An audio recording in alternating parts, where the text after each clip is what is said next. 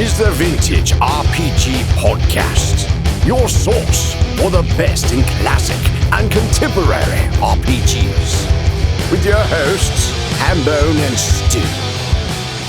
Welcome to the Vintage RPG Podcast, coming at you again from the clubhouse, hidden somewhere in the swamps of New Jersey. I'm John Hambone McGuire, and with me, as always, is the founder and publisher of Unwinnable. The only thing he normally sees through the hedge is his neighbors doing weird stuff. Stu Horvath. I don't know, honestly, if my neighbors listen to the show, but if they do, I'm watching. How you doing today, man? Pretty good. I'm not actually watching. No, but it's just the thought. You know? No, you gotta keep people on their toes. Exactly. Like, yeah, you gotta, Yeah, for sure. So what are we talking about today, man? Today, we're talking about a game called Through the Hedgerow from Osprey Games. We talked about a game that they did. I can't think of the name of it off the top of my head. The Templar one, where you're fleeing the persecution of the Templars, trying to find the Templar Holy Land with the Templar treasure. Oh, yeah, I remember it, but I don't remember the name. I mean, we're like probably 300 episodes deep in this. It's, Yeah. Who's to say? Yeah, I mean, whatever. But sure. Osprey, noted for making really specific books about like specific army uniforms through the ages. I think of them as like Angus McBride used to make these books, and it would be like Italian horse combat uniforms from 1300 to 1330. And Okay. it'd be like a 60-page book, beautifully illustrated with these sort of, military, equipment guides. And like there's hundreds of them because like there's so many different unit types and periods of history.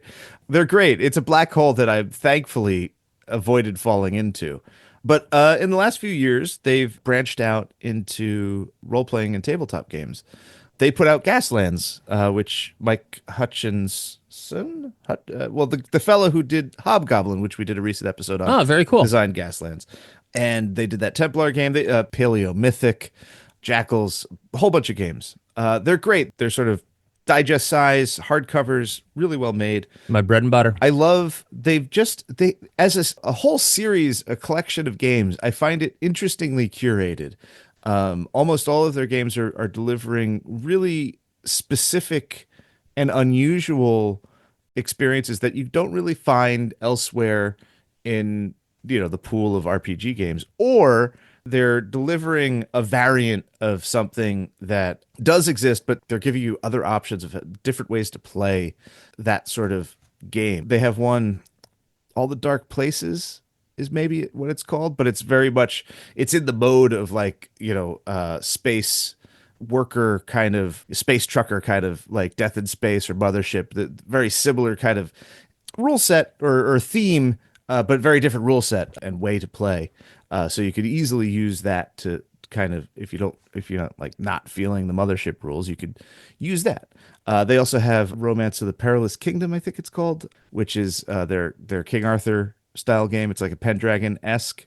What I'm basically trying to say, and I'm murdering all of these names because I can't think of them off the top of my head, but they have a really interesting pool of games that from a lot of different developers that are very creative, I think, and broadening the scope of role-playing games generally. And I like seeing that overall. But man, they outdid themselves with Through the Hedgerows. So I don't think I've ever really seen a game quite like this, where my main reaction was, oh gosh, this is a game that I could see myself at some point sitting down to make myself. Really? And I am ecstatic that I don't have to. It exists, and I can enjoy it without having to put in any work on my part. Love it. It is basically a role-playing game configured out of one of my literary obsessions, which is sort of like British folklore / children's literature / hauntology or psychogeography. I mean, basically, I don't know if you're familiar with them, but like this is like The Dark is Rising, Susan Cooper's Dark is Rising, the role-playing game, mixed with a whole bunch of Alan Garner, mixed with a little bit. I think that the surface influence, the one that people are going to recognize sort of casually, is it feels very, Narnia, Pevensies, sort of using a wardrobe or something to transition from the real world into a fantasy world. But like the Narnia thing is actually it's much more connected to the work of Alan Garner and Susan Cooper, and to some degree, Mythica Wood by Robert Holdstock has some vibes. Literally, this is drawing on plot points from those three authors' bodies of work to like create the game, less than Narnia, which is just like a feeling touchstone. Basic idea is there is the light and there is the darkness, and the light is empowering the player characters to fight and struggle against the darkness. Each character, we're going to end with a discussion of the characters, because I think that's really what's going to sell people who aren't familiar with. So I think that anybody who's read the Susan Cooper books or Alan Garner books is going to be like, oh my God, I need this game. So I've just taken care of those.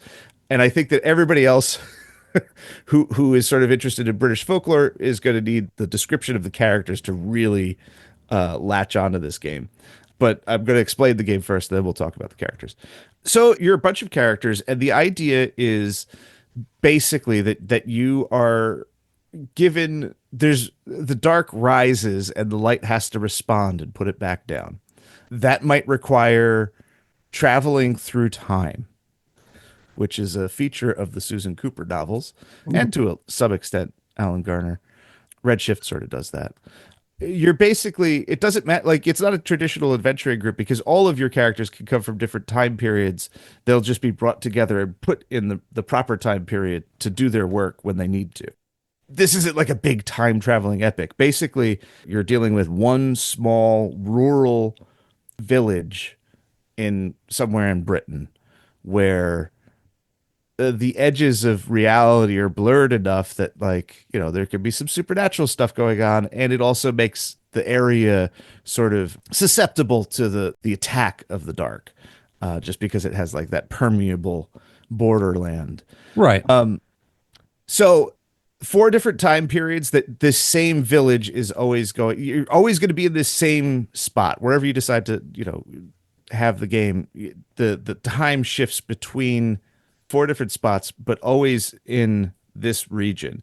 The 4 time periods are sort of it's the Age of Swords, which is during the Viking invasion, or I guess the Danelaw.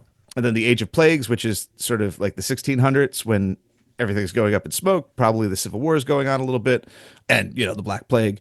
And then the Age of Steel is the Victorian era, and then the Age of Thunder is during World War II. So your characters can come from any one of these periods, and they could wind up adventuring in any one of these periods. So the system is I will say that I think that the system is sort of beautiful, but a little complex. And I think that I think in play it would make sense. Reading it feels like, oh gosh, am I going to be able to get people to commit to this? But individual systems are so good and so reflective of like the folklore. For example, if you're a fairy type character, a supernatural character, the light provides you with glamour so that you could pass unseen in the mortal world, right? It's a fairly common convention in folk tales and fairy tales and whatnot. But you have to roll. Anytime you draw attention to yourself, you have to roll to make sure that your glamour doesn't falter. And if your glamour does falter, the people around you panic. Okay. So I think that's great. Yeah. It's pushing character behavior in an interesting way. And I think that the consequence is great because like it's a really clear thing. It's just like what happens if somebody suddenly sees like a fairy monster, like an ogre in town. They're going to freak out, and that's going to change the dynamic of play in interesting ways.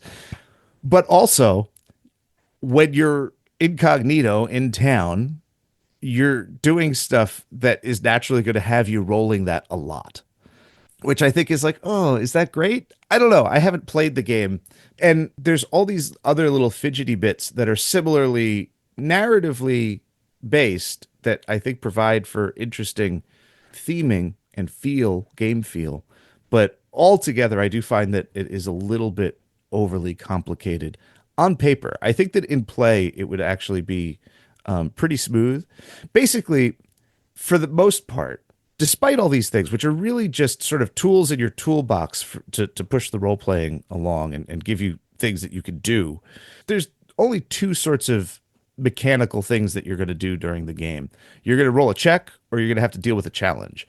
Checks happen constantly, they're fast, and you can spend a meta currency called resolve to just succeed. Okay.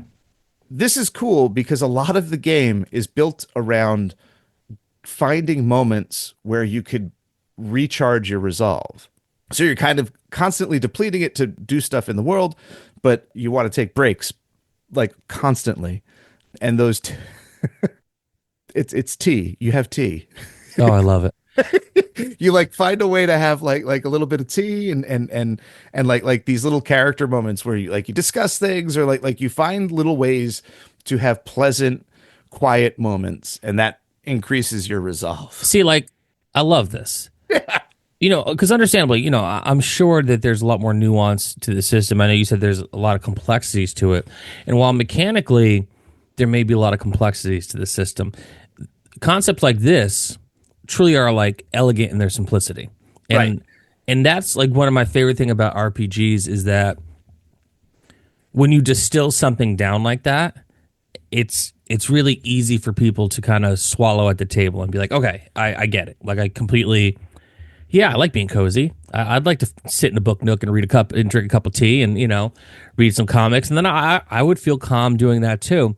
I also want to be like, something I've always thought in RPGs, maybe not so much in the first like 5 years I played RPGs, but as I went on, like the idea of being like a new adventurer or like, first time out in an adventure, like there's certain things that should probably scare the shit out of you when you step out of your little hamlet, sure, you got a sword, you got like a couple little spells, you got a little knapsack with some food in it. You see like a wolf that's foaming at the mouth. You're like, okay, you know what? I think I could take it. I've probably killed wolves before trying to protect my chickens or whatever. But like you get a few more blocks out of town and then suddenly like you see like a troll or like you see something like an owl bear, and I'm like, I'm shitting my pants. I'm not like thinking, oh my God, I could either run up and just swing my sword wildly at this. Like, I think that, once you hit like a higher level, like 3, 5, like certain things become old hat. Like you kind of get better at what you're doing. But I think that at a much lower level, there should always be some apprehension about just running willy-nilly into combat. Yeah. Especially for something you're seeing for the first time, because you don't know what it does. Like it could shoot lightning out of its tits. Like I'm just gonna run up and hit it with my sword. It'll be fine. Right. Well, that's another great thing about this game is that you spend, I feel like the first big chunk of the scenario is going to be spent like doing a lot of these little checks and kind of running around, getting through stuff. There isn't a lot of, it doesn't foreground violence in the way that a lot of other role-playing games do. It gives you a lot of options for getting around it. Negotiation, bartering, riddling. Everything in this game is a sucker for riddles. So you can always kind of like propose like a riddle duel to kind of get through something. And combat doesn't have to be like super violent. The way combat is sort of characterized is it's really abstracted, and like you don't have to like be lopping heads off and such. But then at the end of all of this, you kind of get to the end of the story, and it's like very much like juvenile fiction, like it builds to the big finish.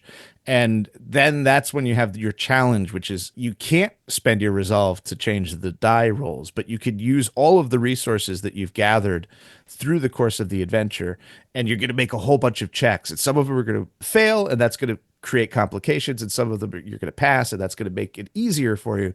And then like it's this large scale sort of die rolling thing where all of the pressure builds until you finally hit that where it's like, well, we've rolled all the dice. This is what we're left with. And then you kind of resolve the drama as best you can. And I think that's really interesting. There's also they also use different sized dice, which you can kind of change the sizes strategically during play. Okay, that's neat. There's like a whole language around it that's sort of complicated. I can see everybody having like cheat sheets, like board games for this game. Right. There's 4 main villains or villain groups that the dark can use against you, basically. Right. And basically, any scenario that you're going to play, you're going to be up against one of these, not multiple of them. And they all have their sort of nested henchmen and whatnot that it all makes sense. So you have a coven of hags, the Morrigan, who's sort of like a goddess of war and death. She has undead servants. You have the illustration for them is terrifying. It's like a World War I era British officer with like a flute, and he looks just absolutely diabolical. And he's got like a horsewhip or a switch, and he's surrounded by all of these like intelligent looking animals. They're like fairy nobles who like fall into the dark and then like enslave beasts to use against the light. Super creepy. And then there's the witch hunters, which is I think an interesting vehicle for the dark to use. They all, like I said, like the Morrigan has like undead servants, and it all sort of just nests under whoever the big bad is, that you have all of these different opponents that you can throw at the players.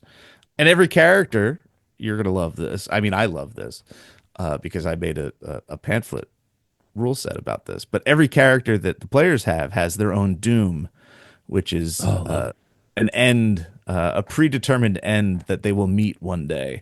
Oh, that's good. It is. It's great. And now let me tell you, I'm not going to do it in order because I think some of them are more exciting than others. Not that any of them are bad, but these are the player types. So warlocks. Okay. It's a guy.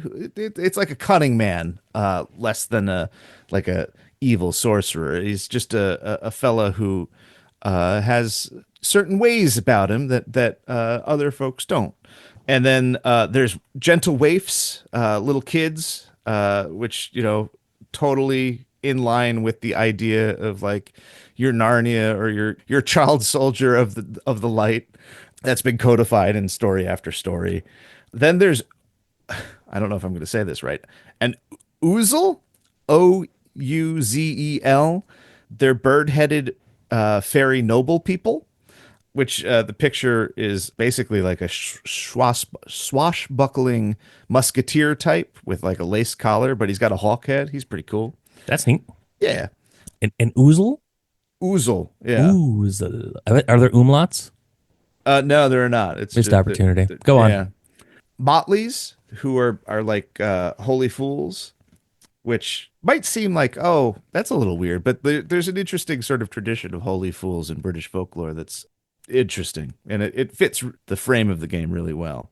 There's Hodkins, who are mortals chosen to be champions of the light, and they've been sort of gifted with an immortality that comes with it, a profound sort of loneliness.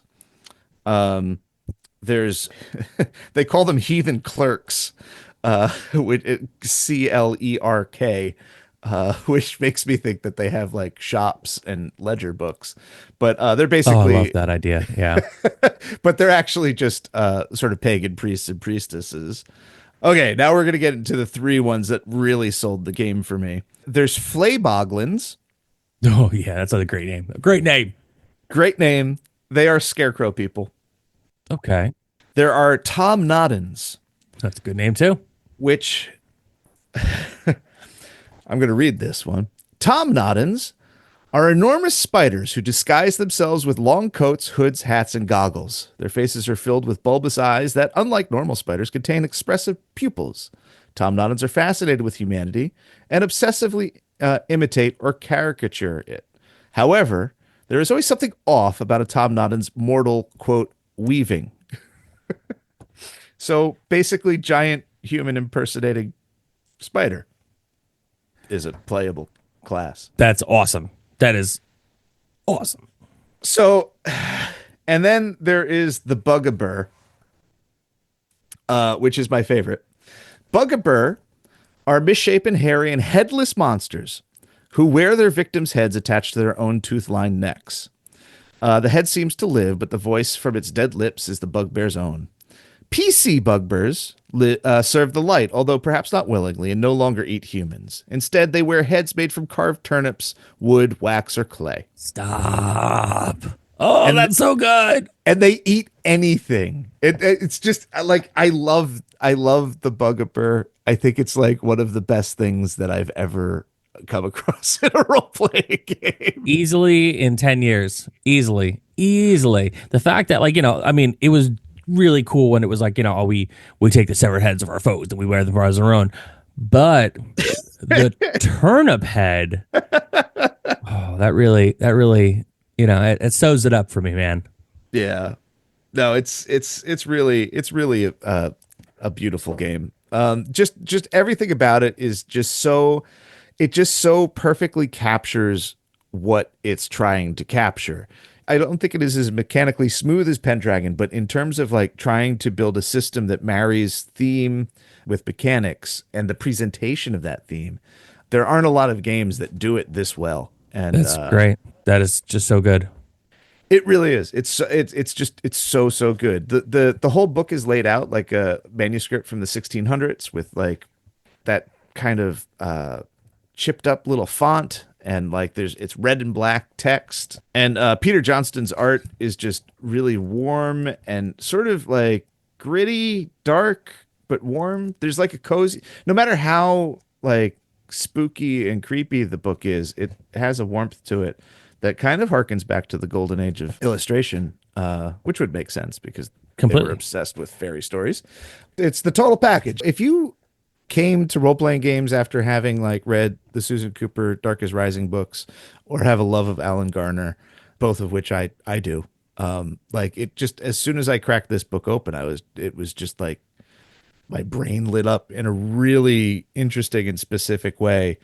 And I mean, I guess maybe one day in the past when TSR put out like, I don't know, the Rocky and Bullwinkle RPG, there was like some kid who was just like, this is the best day. Like I finally have the Rocky and Bullwinkle RPG. And like, because like so much of their childhood was built around Rocky and Bullwinkle, I guess. And like, it's the same sort of thing for me in this game. Like I've read so much of this stuff and so much of my reading and my thoughts about, I don't know, culture comes out of this. Like they're super important books for me as like a reader, just a reader, not even a gamer. But to have the option to finally kind of have a framework for that kind of play, I can't understate how cool this game is. Well, I mean, that sounds like a pretty solid final thought to me. Any other things you want to add, or you want to go home? I mean, big picture, if Osprey keeps putting games out like this, they are going to quickly become one of my favorite role-playing game makers. Because this isn't a game that it doesn't seem like a game that should see print in a nice hardcover. It seems risky to me, but I'm glad that Osprey is taking risks like this. And this is why we talk about this kind of stuff on the show. Yep. Because when it's cool, everybody should know about it. Yep. This has been another amazing episode of the Vintage RPG Podcast. Stu, where can people find you on the internet? They can find me at vintagerpg.com. You should sign up to the newsletter. You should pay attention. I have a Geek Flea coming up soon, at the end of April. And then after that, I'm making one last push with all the stuff that I've culled from my collection to sell that off. And I'd like it to go to folks who listen to the show and are in the Discord and generally members of the larger Vintage RPG community. And then whatever's left after those two things, it's all going on eBay and maybe like a third-party seller. So if you're interested in the stuff that I can, it's not even that I don't love it anymore. It's just I have a house that has finite shelf space. So some things have to go periodically. Listen, listeners get the first crack, and we want everything to go to a good home. Yeah, and I have little stamps that I can stamp it with from the library of Stu Horvath, and then I can, like a proper library, I have a discarded stamp with a skull on it, and I can put those in your book to make it a little more special. Such a good touch. Such a good touch. You can find me across the internet at hamandeggpublishing.com. I launched a website so I can get the fuck off of social media. There is information there on everything that we've published so far for 321 RPG, Zombie Brain Eaters, Crowdfund Your Fucking Life, a Discord community. You can join my Discord community. We're chatting there every day about music and other bullshit. But hamandeggpublishing.com. Buy my books. If you like the show, don't forget to rate, review, and subscribe. Your reviews really do help other listeners to find us. And if you really like the show, want to become a patron, patreon.com/vintagerpg. For as little as $1 a month, you get the episodes early, sometime Friday or Saturday, depending on when we record them in the week. We have a killer Discord community that truly is an oasis from the rest of the internet that we'd love to be a part of. At the $5 level, you can get in on a monthly game with me. I generally try to run things that we talk about on the show.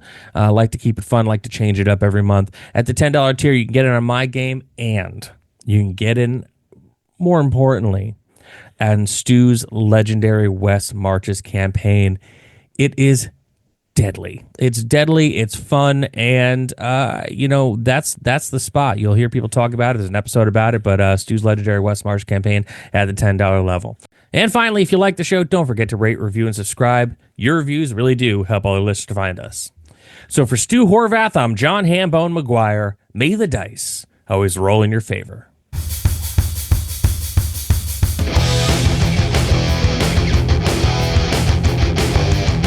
Thanks for listening. The Vintage RPG Podcast is a ham-fisted production. Music by Dead Go West. Art by Schaefer Brown. Edited by R. Alex Murray. Check us out at vintagerpg.com.